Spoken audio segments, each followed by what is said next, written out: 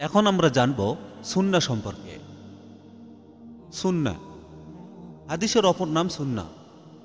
সুন্নাত শব্দের অর্থ চলার পথ, কর্মের নীতি ও পদ্ধতি। যে পন্থা ও রীতিনীতি নবী করিম সাল্লাল্লাহু আলাইহি সাল্লাম অবলম্বন করতেন তাকে সুন্নাত বলা হয়। অন্য কথায় রাসূল সাল্লাল্লাহু আলাইহি সাল্লামের প্রসারিত উচ্চতম আদর্শই সুন্নত। কুরআন মাজিদে মহত্তম ও সুন্দরতম আদর্শ উসওয়াতুন হাসানা বলতে এই সুন্নতকেই বোঝানো হয়েছে।